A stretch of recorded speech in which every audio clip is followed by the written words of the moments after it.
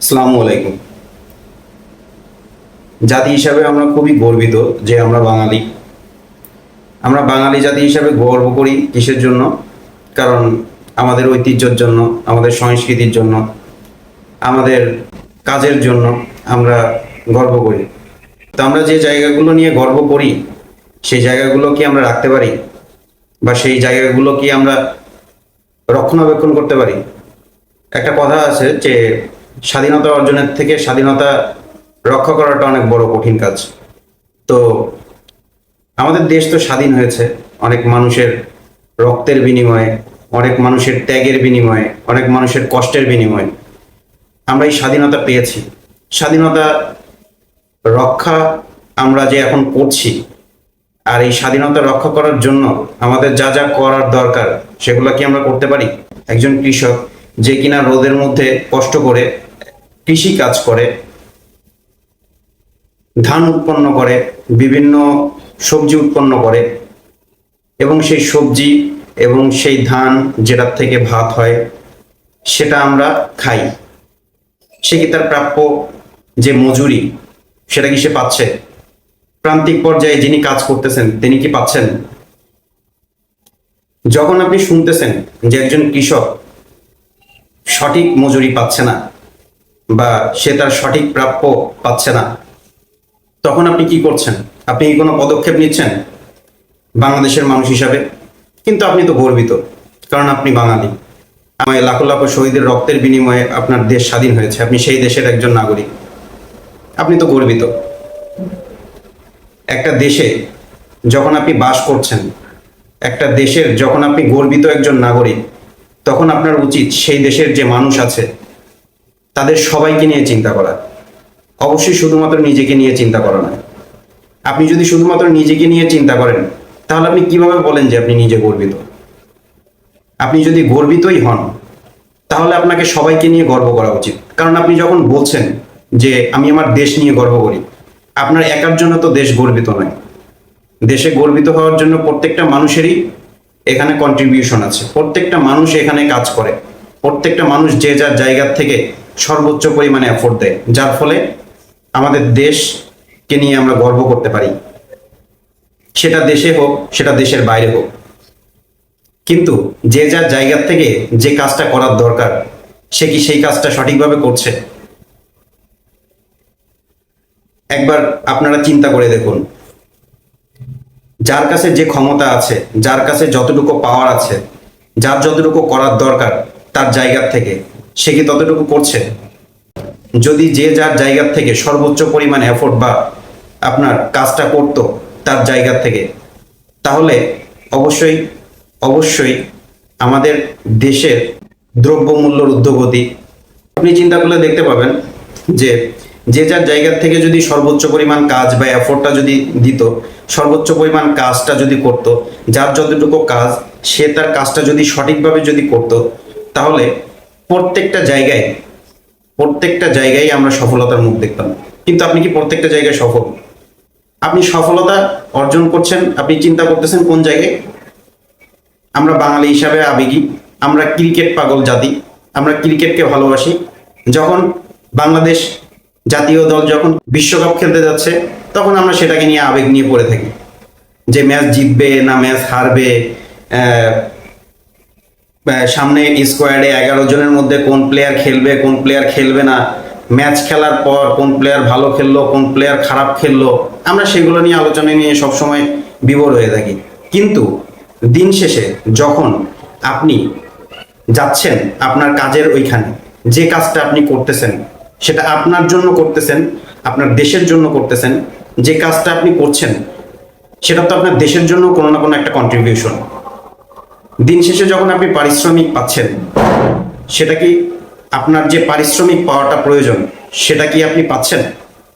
আমি যে শিক্ষা বা যে জ্ঞানটা অর্জন করেছি সেই জ্ঞান বা সেই শিক্ষাটা দিয়ে আমি দেশের জন্য কোনো একটা কিছু করতে পারি, নতুন কোনো কর্মসংস্থান তৈরি করতে পারি, নতুন কোনো জিনিস আমি আনতে পারি, নতুন যারা ভবিষ্যতে যে জেনারেশন আসবে যারা দেশের জন্য কন্ট্রিবিউট করবে তাদের জন্য আমি কোনো একটা কিছু করতে পারি আমার এই জ্ঞান, আমার এই শিক্ষা দিয়ে।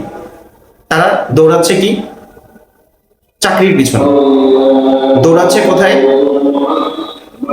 আপনার বিভিন্ন ধরনের কর্মসংস্থান আপনার কিভাবে তৈরি হয় সেটার পিছনে তাদের কোনো ধরনের কোনো নজর নেই। নজর কি? আমাকে পড়ালেখা শেষ করতে হবে, পড়ালেখা শেষ করে আমাকে ব্যাংকে চাকরি করতে হবে, আমাকে পড়ালেখা শেষ করতে হবে, পড়ালেখা শেষ করে আমাকে সরকারি চাকরি করতে হবে, আমাকে পড়ালেখা শেষ করতে হবে, পড়ালেখা শেষ করে আমাকে ভালো একটা চাকরি করতে হবে। মানে পড়ালেখা করার অর্থই হচ্ছে আপনাকে চাকরি করা। মানে চাকরি ছাড়া কোনো গতি নেই, আপনাকে চাকরি করতেই হবে, মাস্ট। আপনি যে নিজে কিছু করতে পারেন, আপনার নিজের মধ্যে যে কিছু প্রতিভা আছে, আপনার মধ্যে যে কিছু গুণাগুণ আছে, সেই জিনিসগুলো আপনি কখনোই কাজে লাগান না।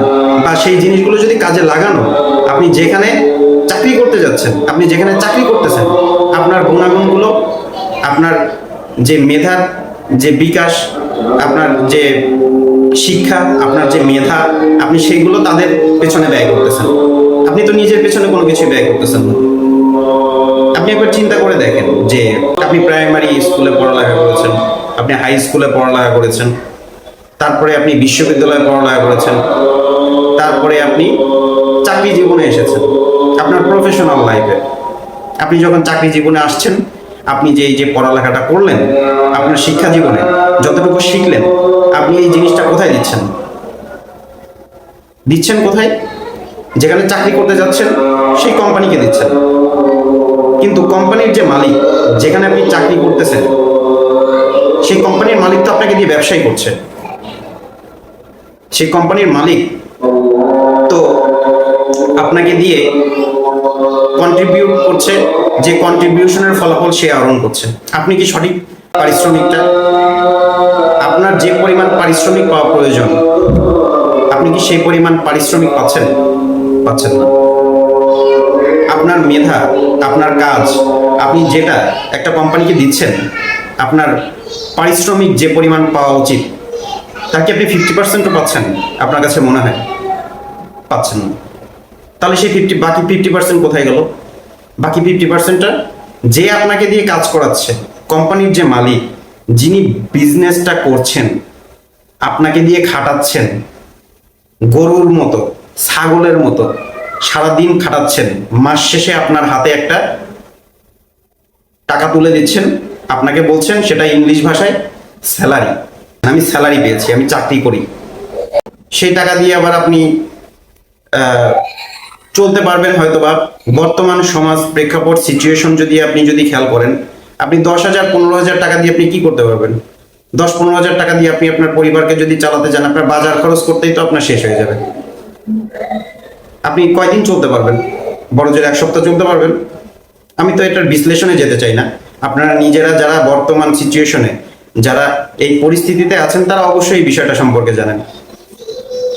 কিন্তু আমরা কি? আমরা বাঙালি। আমরা খুব গর্ব করি যে আমরা বাঙালি। আমরা সবকিছু নিয়ে গর্ব করি যে আমরা বাঙালি। আমি দিন শেষে আমি চাকরি করি, মানে আমি হচ্ছে কর্মজীবী একজন মানুষ। আমি খুব গর্ব করি যে আমি বাঙালি। আমি পড়ালেখা করেছি, আমি শিক্ষিত একজন ছেলে, আমি বাঙালি। আপনি শিক্ষিত একজন ছেলে, আপনি শিক্ষিত একজন মানুষ, আপনি মাস শেষে ইনকাম করছেন কত? 15,000 টাকা, 20,000 টাকা। কিন্তু মাস শেষে আপনি একজন ফুচকার দোকানদারকে যে জিজ্ঞেস করেন যে সে কত টাকা ইনকাম করে, সে মিনিমাম আপনার ডাবল থেকে 3 ডাবল টাকা বেশি ইনকাম করে মিনিমাম।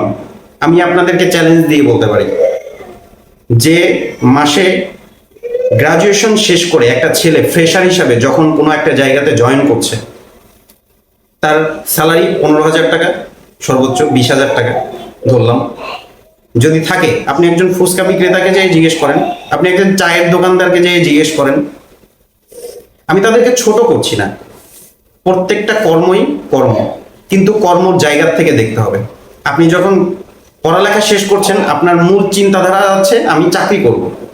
আপনি চাকরি না করে আপনি যে সকল কাজ আপনার ভ্যালুয়েবল বর্তমান সিচুয়েশন বা প্রেক্ষাপটে, আপনি চায়ের দোকানদারি, আপনি পড়ালেখা করছেন কিন্তু আপনি চায়ের দোকানদারি করবেন না। কেন? কারণ কেউ যদি দেখে তাহলে পরে বলবে যে আরে এই ছেলে তো অনার্স মাস্টার শেষ করছে, অনার্স মাস্টার শেষ করে এসে এখন চায়ের দোকানদারি করে। খুব ইগোতে লাগবে, খুব ইগোতে সমস্যা। আমরা বাঙালি জাতি, আমাদের ইগোতে প্রচন্ড প্রবলেম। যদি একটু পড়ালেখা শেষ করি, যদি একটু গ্রাজুয়েট হই, যদি একটু ভালো ইউনিভার্সিটি থেকে পড়ালেখা শেষ করি, দেন আমাদের ইগো হয়ে যায়, প্রচুর ইগো। কেন আমরা ব্যবসা করব? কেন আমরা চায়ের দোকানদারি করব? কেন আমরা ফুটপাতে একটা কাপড়ের দোকান দিয়ে বসবো? কেন ফুচকা বিক্রি করব? এগুলো তো আমাদের প্রচুর ইগোর প্রবলেম। কিন্তু আলটিমেটলি দিন শেষে আপনি কি হচ্ছেন? আপনি শুধুমাত্র মানুষ কি বলতেছে যে এই ছেলে পড়ালেখা শেষ করেছে, চাকরি করে, ভালো চাকরি করে, কিন্তু মাস শেষে স্যালারি পান কত? 15,000 টাকা। সম্মান নিয়ে খুব ভাব নিয়ে থাকেন, পাট পরে থাকেন, আপনার টাই পরে আপনার অফিসে যান, ইন করে অফিসে যান, সব কিছু করে অফিসে যান, কিন্তু এন্ড অফ দ্য ডে আপনি একবার চিন্তা করে দেখেছেন বাসায় এসে আপনি মানসিকভাবে কতটা আপসেট থাকেন? কেন আপনি আপসেট থাকবেন? আপনার লাইফটা আপনার, সো আপনি তো করতে পারেন। আপনি যে পড়ালেখা করেছেন, আপনার যে শিক্ষাগত যোগ্যতা, আপনি যেভাবে আপনার মেধাকে আপনি কাজে লাগাতে পারেন, আপনি সেভাবে কাজে লাগান, আপনি ইউজ করেন। আপনার বাধাটা কোন জায়গায়? বাধাটা তো নিজের কাছে। আপনি তো নিজেই ইগোর সমস্যায় ভুগতেছেন। এই মানুষ কি বলবে, এই ও কি বলবে, এই এ কি বলবে, দুনিয়ার সমস্যা। কে কি বলবে সেগুলো নিয়ে আমরা সারাদিন পড়ে থাকি, কিন্তু কি করার দরকার, আপনি কিভাবে করলে আপনি সামনের দিকে আগাতে পারেন, সেটা নিয়ে আপনার কোনো টেনশন নেই। সেখান থেকে কি হচ্ছে, যে পড়ালেখা করতেছে না, যার পড়ালেখা হয়তোবা সে শিক্ষাগতভাবে যার যেরকম ভাবে পড়ালেখা করা যে যার শিক্ষার দরকার ছিল, হয়তোবা তার পারিবারিক ক্রাইসিসের কারণে অনেকে পড়ালেখা শেষ করতে পারেনি, সে কর্ম করছে, ছোটকাল থেকেই সে কোনো না কোনো কাজের মধ্যে ব্যস্ত হয়ে গেছে, সে কোনো না কোনো কাজ করতেছে। আপনি আলটিমেটলি চেক করে দেখুন, আপনি যে পড়ালেখা শেষ করতেছেন আর সেই টাইমে যে 15 বছর আপনার হয়তোবা পড়ালেখা শেষ করার, আপনি যদি কলেজ লাইফ থেকে যদি আপনি টোটাল যদি ইউনিভার্সিটি লাইফ ধরেন, তাহলে 2 বছর 4 বছর, এখানে গ্রাজুয়েশন আপনার 4 বছর, মাস্টার্স প্রোগ্রাম করতে আপনার লাগবে 1 বছর, তাহলে 5 বছর, এখানে হচ্ছে আপনার 2 বছর, 7 বছর। আপনার এসএসসি আপনি 6 থেকে আপনার 10 পর্যন্ত, আপনার এখানে লাগবে কত? 6 থেকে 10 পর্যন্ত আপনার এখানে লাগবে 4 বছর, 7 আর 4 13 বছর। আমি প্রাইমারি লাইফ বাদই দিলাম, এটা ছোটবেলার লাইফ। সেখানে আপনার শিক্ষাগত মানে বিষয়টা বলতে আমরা জাস্ট আমাদের বেসিক লাইফে চলার জন্য যতটুকু শেখার দরকার আমরা সেই জিনিসটা শিখে আসি। পরবর্তীতে পড়ালেখা, জ্ঞান অর্জন যে জিনিসটা, সেটা আমাদের এখান থেকে স্ট্যান্ডার্ড থেকে শুরু হয়। তাহলে আপনি যে 13 বছর আপনি যে পড়ালেখা করছেন, এই 13 বছর যে ছেলেটা পড়ালেখা করার সুযোগ পায়নি, সে যে 13 বছর যে কষ্টটা করেছে, যে পরিশ্রমটা দিয়েছে তার মেধা দিয়ে, আপনি যদি আপনার আশেপাশে কোনো বন্ধু বান্ধব, যদি কোনো বড় ভাই, যদি কোনো ছোট ভাই, যদি কেউ এরকম থেকে থাকে, আপনি তার কাছে যে জিজ্ঞেস করে দেখুন, আমি চ্যালেঞ্জ দিয়ে বলতে পারি সে আপনার থেকে অনেক ভালো আছে, যদি আপনি আর্থিক দিক দিয়ে যান। আলটিমেটলি বিষয়টা তো আপনি ঘুরে ফিরে সেই আর্থিক দিক দিয়ে আসতেছেন। আপনার তো দিন শেষে তো আপনার ইনকামই দরকার, আপনার তো টাকাই দরকার, আপনার তো অর্থই প্রয়োজন। তাহলে আপনি করছেন কি? আপনি ইগো নিয়ে পড়ে আছেন, আপনি বাংলাদেশ জাতীয় দল নিয়ে পড়ে আছেন, দেশের কি হয়ে যাচ্ছে সেই বিষয়ে কোনো ধরনের কোনো খোঁজ নেই। কিন্তু সেই ইম্প্যাক্টটা তো আপনার উপরে এসেও পড়ছে পরবর্তীতে। কেউ যদি 10 টাকার মরিচ যদি কেউ 30 টাকা দিয়ে কিনে খায়, তাহলে পরে আপনার জন্য কি সেটা 10 টাকাই হবে, না আপনাকেও 30 টাকা দিয়ে কিনে খেতে হবে? পেঁয়াজ যদি 30 টাকার পেঁয়াজ যদি আপনার 80 টাকা দিয়ে কিনে খেতে হয়, তাহলে পরে কি আপনার জন্য কি 30 টাকা লাগবে? আপনি শিক্ষিত সেই জন্য আপনার জন্য কি 30 টাকা লাগবে? যে আপনি অনার্স কমপ্লিট করেছেন, আপনি মাস্টার্স কমপ্লিট করেছেন, আপনার জন্য 30 টাকা, আর যাই পড়ালেখা করে নাই তার জন্য হচ্ছে গিয়ে আপনার 80 টাকা। এরকম নিয়ম আছে নাকি? কোথাও দেখেছেন নাকি? যদি দেখে থাকেন আমাকে কমেন্টে জানাবেন। সো সবার জন্য নিয়ম একই। সো আপনি পড়ালেখা শেষ করেন, আপনি যদি পড়ালেখা শেষ করেন তাহলে আপনার জন্য এটা একটা অ্যাসেট, যে আপনি একটা বড়, আপনি একটা যোগ্যতা সম্পন্ন একজন ব্যক্তি, যেখান থেকে আপনি পুঁথিগত শিক্ষা পেয়েছেন, আপনার লাইফের অনেক বড় একটা অ্যাসেট। যে জিনিসটা আপনি পরবর্তীতে কাজে লাগালে আমাদের দেশের জন্য উন্নতি হবে, আপনার নিজের জন্য উন্নতি হবে। কিন্তু কোনো একটা কাজকে মনের থেকে, ব্যক্তিগতভাবে, ভেতরের থেকে ছোট করে দেখে সেই কাজটাকে অ্যাভয়েড করে যাওয়া, অন্য একটা কাজকে প্রায়োরিটি দেওয়া, এরকম করলে আপনি কখনো নিজেও উন্নত হতে পারবেন না। আর আমার যে সোনার বাংলা, আমাদের দেশ, এটাও কোনো সময় উন্নত হতে পারবে না। যদি উন্নত হয়ও, সেটা আপনি শুধু বাইরের থেকেই দেখতে পারবেন, বাট আপনি ভেতর থেকে কোনোদিনও উন্নত হতে পারবেন না। আর আপনার সব থেকে বড় অ্যাসেট সেটা হচ্ছে গিয়ে আপনি পড়ালেখা শেষ করেছেন। আপনি পড়ালেখা শেষ করেছেন, আপনার পড়ালেখা, আপনার পুঁথিগত জ্ঞান আছে, আপনার শিক্ষা আছে, সব কিছু আছে। আপনার পুঁথিগত শিক্ষা, আপনার জ্ঞান দিয়ে আপনি যে কোনো একটা কিছু মানুষের কাছে দিবেন, আপনি যে জিনিসটা জানেন সেই জিনিসটার থেকে অন্য একটা মানুষ যে শিখতে পারবে। আপনি এরকম কি করেছেন লাইফে? আপনি নিজেকে একবার কোশ্চেন করে দেখুন তো, আপনি কি করেছেন এরকম ভাবে লাইফে যে আপনার থেকে আর একটা মানুষ শিখবে, বা আপনার থেকে অন্য আর একটা মানুষের কর্মসংস্থান তৈরি হবে?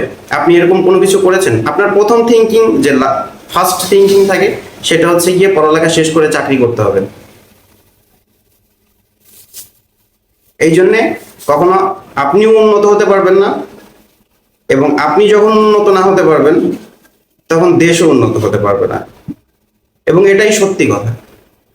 এবং সত্য জিনিস খুবই তিক্ত হয়, যেটা মানুষের হজম করতে প্রচুর কষ্ট হয়। কিন্তু কথা যেটা সত্য সেটা সত্যই, সেটা আপনিও জানেন সত্য, সেটা আমিও জানি সত্য। সো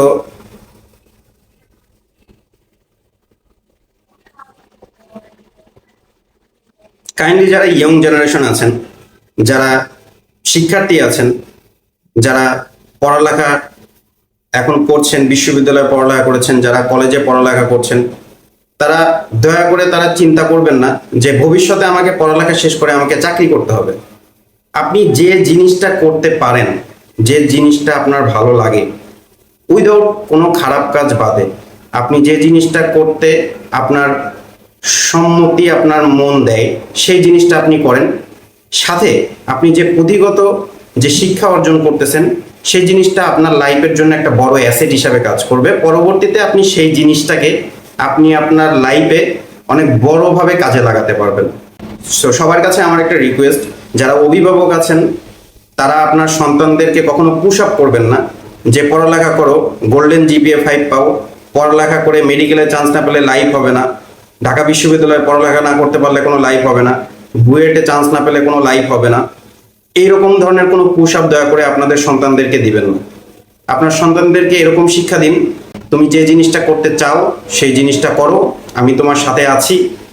তুমি এমন কোনো কিছু করো যে জিনিসটার থেকে অন্য একটা মানুষ অনুপ্রাণিত হয়, দেশ অনুপ্রাণিত হয়। দেশের স্বার্থে, দেশের জন্য তুমি যাতে কন্ট্রিবিউট করতে পারো, দেশকে আমাদের বহির্বিশ্বের প্রত্যেকটা মানুষের কাছে রিপ্রেজেন্ট করতে পারো। তোমার যে গুণাগুণ, তোমার যে যোগ্যতা, তোমার যে মেধা, সেই জিনিসটা দিয়ে তুমি সেই জিনিসটা করার চেষ্টা করো। আমরা তোমার সাথে আছি। আপনি দেখুন আপনার সন্তানকে বলে, অবশ্যই আপনার সন্তান এমন একটা কিছু করবে, এমন ভালো একটা কোনো কিছু করবে, যেটা ভবিষ্যতে আপনি আপনার সন্তানকে নিয়ে গর্ব করতে পারবেন। এবং আপনি যে দেশকে নিয়ে গর্ব করেন, যে আমি বাংলাদেশের একজন মানুষ, বাংলাদেশের একজন নাগরিক, আপনি দেশকে নিয়ে গর্ব করতে পারবেন। যে গর্বটা আপনার মনের থেকেও আসবে, মাথার থেকেও আসবে, এবং কথার থেকেও আসবে। ধন্যবাদ সবাইকে, ভালো থাকবেন।